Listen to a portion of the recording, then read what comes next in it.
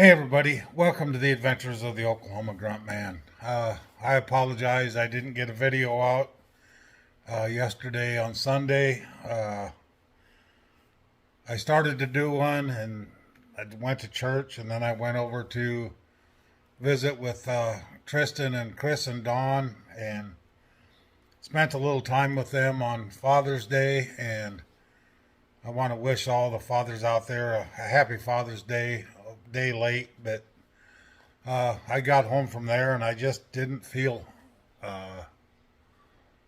really up to doing anything. I just didn't feel really well. So I just kind of took it easy for the rest of the day, and I think I'm still just behind on all the traveling that I did, and haven't caught up totally yet. But today I'm gonna actually take it easy again. Not doing a whole lot. I wanted to get up early this morning and mow my yard, but I didn't even feel like doing that. Just it's really hot out, and I think the heat is taking a toll on me actually also. But yeah, once I get back to normal here, I'll be fine. But today I'm going to read a couple chapters out of Saving Dr. Frankenstein. And as I said in the video day before yesterday, Teresa Green, or Terry Green, by the author, sent me several copies of different books that she's written. And tomorrow night I'm going to be going live. Tristan and I are going to go live 6:30 tomorrow evening, and I'm going to give away a set of the books. Don't know if it'll be this set or if it'll be a different set, but I'm going to autograph it and sign it myself also. And yeah, we're going to give it away in the live tomorrow night, and going to give a couple things away live that my niece sent home with me. So I hope you guys can join that. But today I'm going to read chapter 5 and chapter 6. If don't take too long. Chapter 5 is kind of short, and we'll just see what happens here. But this is called Saving Dr. Frankenstein, and the first 4 chapters you can go to the playlist, and if you want to hear me narrate the book, I've read the first 4 chapters on here. Now I'm going to go to chapter 5 and maybe 6 if time permits. So let's get started here. Chapter 5, Witchcraft Class.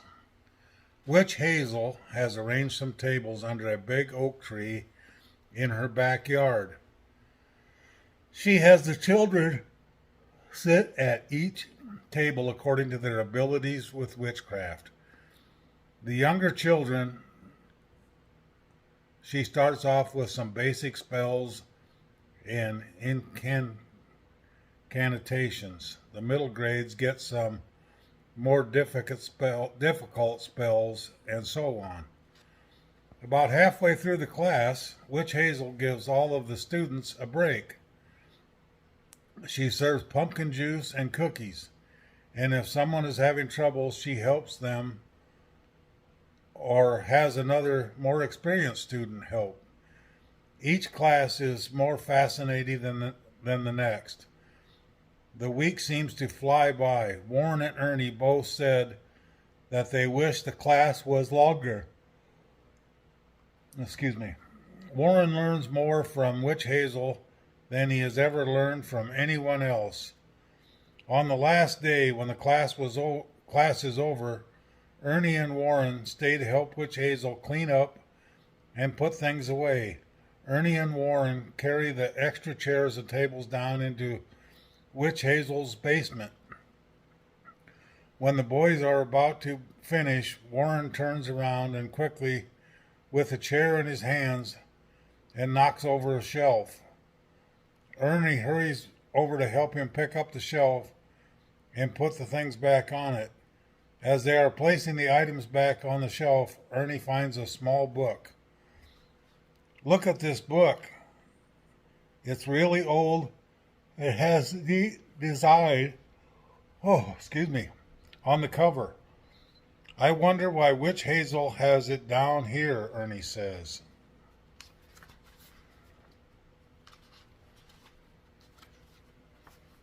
Warren walks over to Ernie and is looking over his shoulder at the book.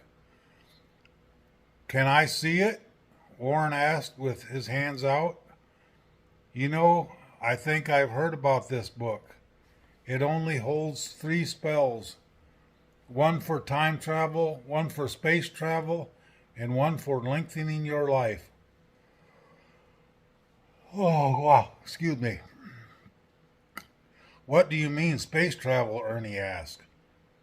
You know, if you want to go from one place to another, let's say from here to the human world, Warren replies.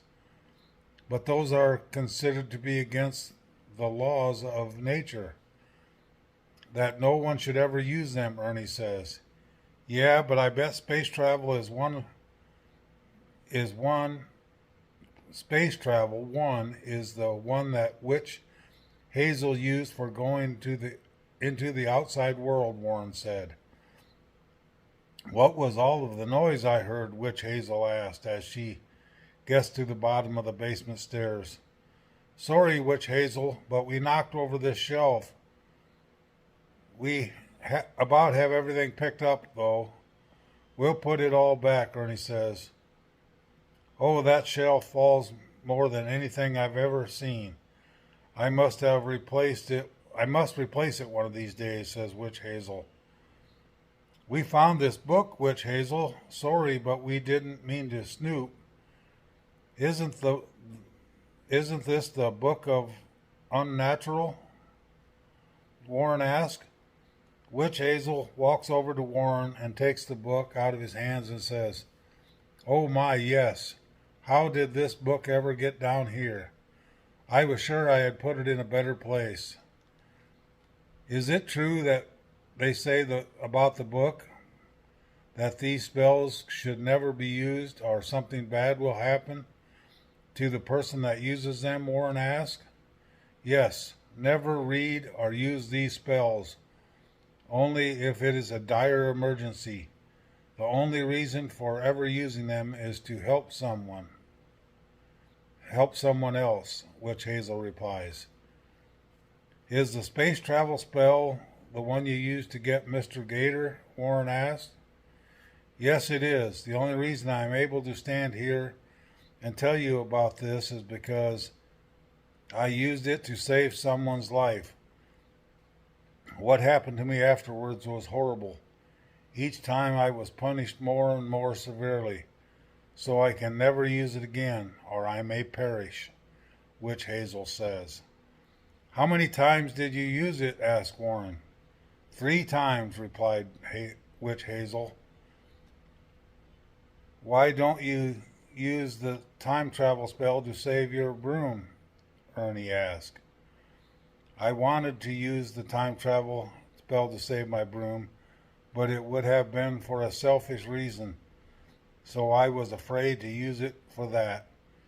But the 3 times I used it, the space travel spell was to save a creature. Consequences became more and more severe, so I will put this in a much better place. No one must ever go through what I did. I would hate to see what would happen if it was used for a selfish reason. Now enough of that. If you two are finished, I have lunch for you. Don't worry, both of your parents know where you are, Witch Hazel says. Witch Hazel escorts the boys upstairs and changes the subject. She asks them about the class and how they think it went. During the lunch, they all joke and laugh about the class. The more the boys get to know Witch Hazel, the more they realize it's just like everyone else. They see a side of her during lunch that they have never seen before. Both young creatures have a great time with Witch Hazel. After they finish lunch, Warren and Ernie help Witch Hazel clean up the dishes. Witch Hazel has some trouble with water pressure. Well, I guess I will have to ask our mayor about this. Let's conserve water and just put a little in the dishpan to wash with, says Witch Hazel. When they finish cleaning up, Harry the spider runs out of his closet to sit on Witch Hazel's shoulder, and all four creatures walk out into the front porch and sit and talk some more. While they are sitting, Tilly shows up and invites herself to join the group. She walks right up into the porch and leans against the railing of the fence, the railing facing the group. Hello there, Miss Tilly. How are you this wonderful afternoon? Witch Hazel asked. I would be doing better if we could get these two to get busy on our project for the Founders' Day, Tilly replies. Have you thought about doing a play? Witch Hazel asked. Why, no. We kept thinking that we had to write a paper or something, answers Tilly. That's a good idea. We found a journal that has written by Igor himself and tells details on how they found the valley and started Creatureville, Ernie says.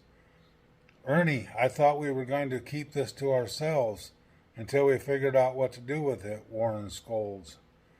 I think we have, thanks to Witch Hazel, Ernie says. So you were holding out on me, going to do the project without me.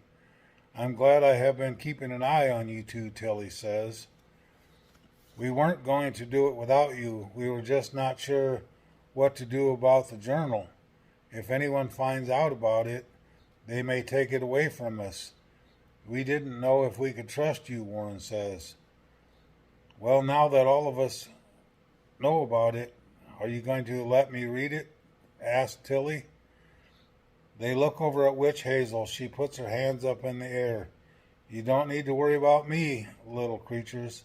I will not say anything to anyone. Ernie pulls out the journal and begins reading some of the entire entries in the book. That's the end of chapter 5. Chapter 6, Visiting. The next day, Warren and Tilly meet Ernie at his house. They start putting together their play with the help of the journal. Warren will play Frankenstein's monster since he is a descendant of him. Tilly will be his bride. Ernie will play his ancestor Igor. Tilly shows the two boys the outline that she made explaining the play should be laid out. Of course, there are a few arguments. Tilly wants to focus on the family aspect of the play, almost like they are playing house. Warren and Ernie want to stress the struggle of not having anything to live with. Somehow they manage to agree on a little bit of both. The three young creatures meet at different places to work on their play, sometimes by the bridge, sometimes by the green swamp, so they can get a better feel for what they are trying to achieve. Most of the time, Tilly tries to be in charge. Warren and Tilly seem to argue the most as they struggle to get the play written, let alone try and practice it. Tilly and Warren continue to butt heads. After several long days of trying to put their project together, Warren invites Ernie over to his house for supper. At the family sit-down to eat, Warren notices that Pop is not there. Bride explains that there was an emergency meeting at Town Hall. They should go ahead and eat without him. Warren couldn't believe it. They always wait for everyone to get home. Only the festival time do they ever eat without their father.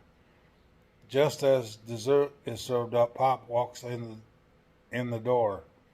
He walks in and sits down in his chair at the table with a worried look on his face. "Pop, what's wrong?" asked Warren. Pop looks up at his young son, and an idea pops into his head. "Warren, do you have any plans the next few days?" "We don't have our project done yet. Tilly keeps trying to change everything, so it's taking a lot longer than it should," Warren replies. "Maybe you just need a break. Why don't you plan on going to visit your friends in the green swamp? It may help you get a fresh start when you come back. I need you to go and visit the Boers village as well as Bigfoot. You are the only one that can go there. You know them and are friends with them. They trust you. I can't leave right now. We are in a state of emergency. I need to stay here," says Pop. "Ernie and I have been wanting to go and see our friends. What do you need us to do?" asked Warren. "We are having trouble with the water. I need you to find out why. If you can, we need to figure out why," responds Pop. "Check with Ernie's parents, but I would say leave in 2 days. That will give you time to get everything ready. It won't take long to get there with your new flying vehicles. So a week will give you plenty of time to visit both youngsters and maybe find out what's going on. Send word to me as soon as possible," Pop says. "Great, let's go. Ask your parents, Ernie." "Oh, I can hardly wait," Warren says as he jumps up from the table. The two boys run out of the house straight over to Ernie's to ask his parents. They agree, and soon all of the arrangements were made. The young creatures spend the next 2 days getting ready to leave. The boys pack up their backpacks and with everything they might need. The morning they are supposed to leave with Warren's mother gets up early and packs some food for the youngsters. There is a knock on the door. Warren runs to open it, expecting to see Ernie, but instead it's Tilly standing at the door. "What do you want?" Warren asks. "I don't think it's right that you go away when we need to do more work on the project," Tilly replies. "Well, because of you changing everything all the time, we will never finish," Warren replies. "I am going to make sure that you two do not stay too long, so I'm going with you." "I have my own backpack," Tilly says, turning slightly to Warren can see her backpack on her back. "What? No one invited you. Besides, how will you keep up with us? You have nothing to fly with us," Warren says. "Ernie has room on his flying carpet. I can ride with him," Tilly replies. About that time, Ernie shows up at the door. "What's going on?" Ernie asks. "Tilly thinks she's going with us," Warren says. "I am going with you," Tilly says with a stern look on her face. Warren's mother walks up to the youngsters and says, "Well, you can stand there and argue or let her go with you. Besides, Junior and Carrie may like to have another friend. Now here's your food and off with you. You three have a good time." Warren hangs the bag of food on his broom by the drawstring from the bag, hangs his head, scowls at Tilly, then gets on his broom. Tilly sticks her tongue out at Warren. Ernie holds the carpet for Tilly. She climbs onto it. They kick off and away they go toward the woods. Where they need to enter the swamp. As they reach the swamp, the boys land on the edge of the green swamp where the path starts. Warren gets off his broom, turns to Tilly and asks her, Are you sure you want to go in here? She tries to look into the dark swamp and take a big gulp and says, if you can do it, so can I. Warren says, don't say I didn't warn you. Where we are going is into Wild Boar's village. They are big and mean, and you are you sure you still want to go? Yes, I do. You can't scare me, warned Frankenstein. I am not afraid of any boars or dark, scary swamp, Tilly says with a nod of her head as she crosses her arms. Okay, Warren says as he jumps back on his broom and flies into the black swamp. Ernie says stays close behind as they cross into the darkness. Tilly grabs Ernie around the waist and holds on. They fly low and follow the pathway through the trees. Both boys have become quite accomplished flyers. They weave through the trees, around obstacles the swamp provides. Tilly looks over Ernie's shoulders for a moment. As they swoop around a tree, she hides her face in his back. It doesn't take them long to get where the path splits. Warren takes the northern pathway like they did before, and Ernie follows. Tilly yells, do you know where you're going? Are you sure that you're on the right path? There was another one back there. What if we were supposed to take that one? Warren stops and hovers his broom and waits for Ernie to catch up. Warren says, what is your problem? We warned you not to come, but here you are causing trouble. I thought you didn't see the other path. Are you sure we shouldn't take it? Tilly asked. Yes, we are on the right path. We have been here before. Last year we spent a couple of days in this swamp with the boars and the Bigfoots, Warren says. You did not. No one has seen Bigfoot or gotten close to the boar's village. You are a liar, warned Frankenstein, Tilly says. Okay, since you don't believe me, just keep quiet. I know where I'm going, Warren says as he turns his broom and leads the group up the pathway again. Tilly scowls and crosses her arms as they fly along. Warren can see a little mud hut up ahead of them. He gets excited. I could hardly wait to see Junior. Warren yells back at Ernie and tells him that it's not fair, or not far. They descend down in the middle of the mud hut in the wild boar's village. Warren and Ernie jump off their flying vehicles. They look around in shock. Hello, hello, Warren yells out as he looks around. Junior, where are you? Ernie yells right after Warren. I knew it. You didn't go the right way. I told you there is no one here.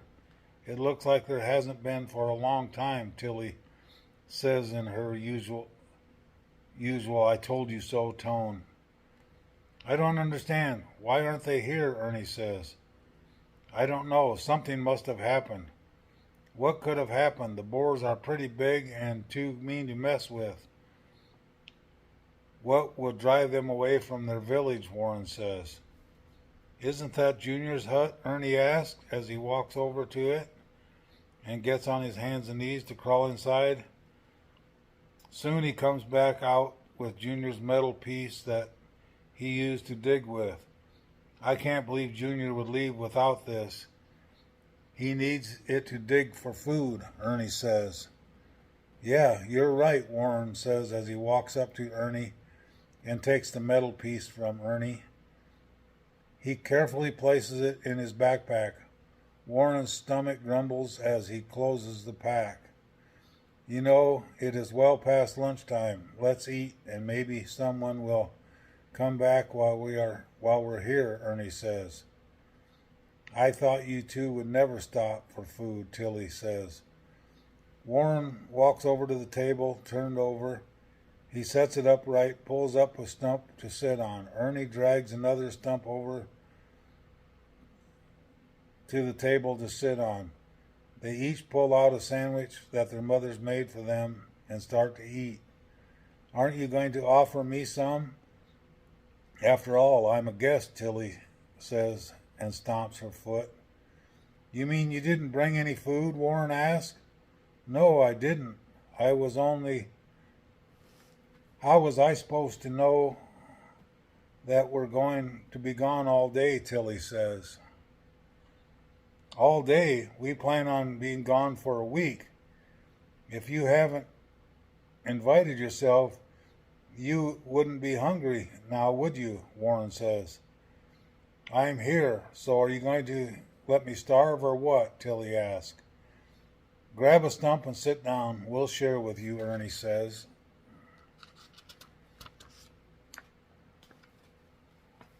Warren gives Ernie a nasty look. Ernie says, well, we can't let her starve. My mom gave me some extra. I'll bet your mom did too. Tilly grabs a stool that is turned over and drags it right over to the table.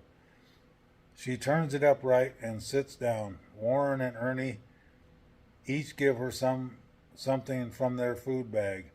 Ernie offers her a drink of water from his canteen.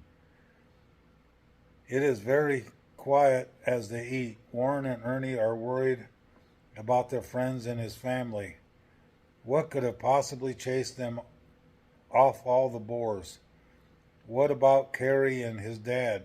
Different thoughts were running through the two boys' heads as they worry about their friends. Why are you two so glum? Tilly asked. We are worried about our friends, Warren answered. I still think you are lying. You don't know any boars or Bigfoot. You just brought me out here to the old boar's village to make me think you do, Tilly says. Will you stop talking? We are trying to figure out what to do next, Warren says. I thought Carrie would be here with Junior, Ernie says. I know, me too. Mr. Bigfoot says he looks after the creatures of the swamp. What could have happened to chase them all away, Warren says. Why don't we go and talk to the trees? Maybe they know something, Ernie says.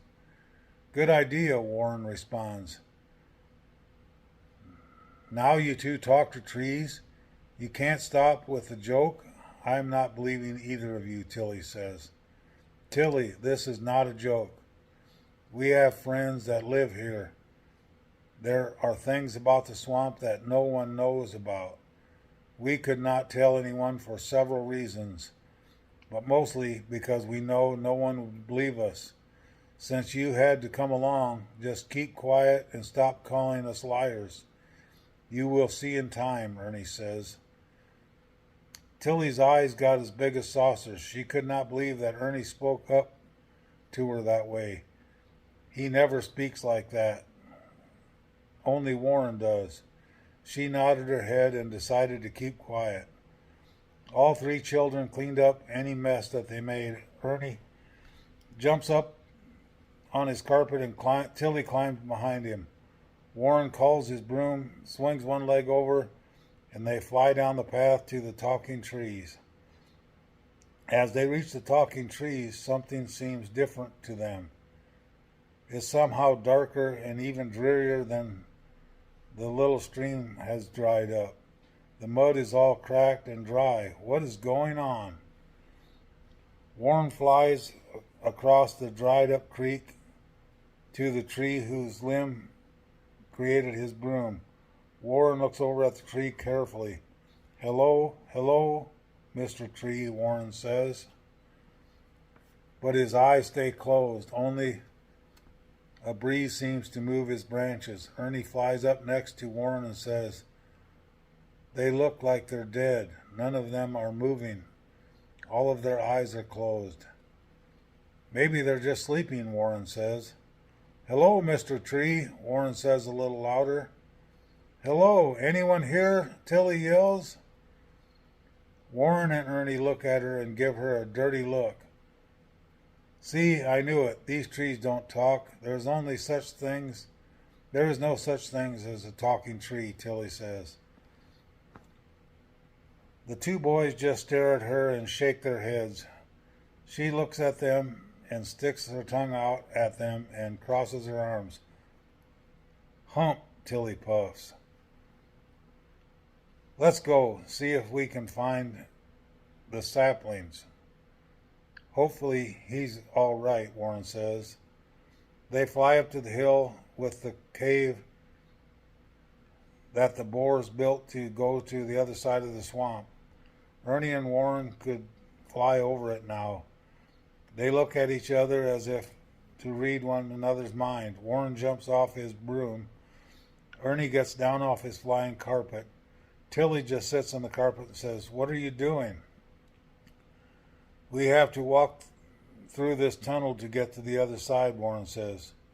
"Why don't you just fly over it? You can get over those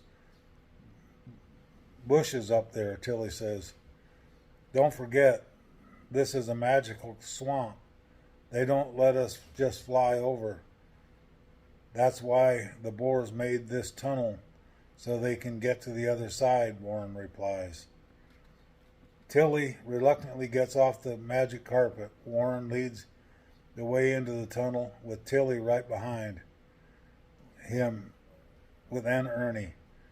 They climb the stairs and walk around and around inside the dugout tunnel. About halfway through, Tilly starts complaining again. "If this is some kind of joke, so help me," Tilly says sternly. "Don't worry, it's not, I promise," Warren says. Then they continue to climb the stairs and walk the pathway up and around the tunnel. Warren steps over the side and says, "Where are my manners? Girls should go first."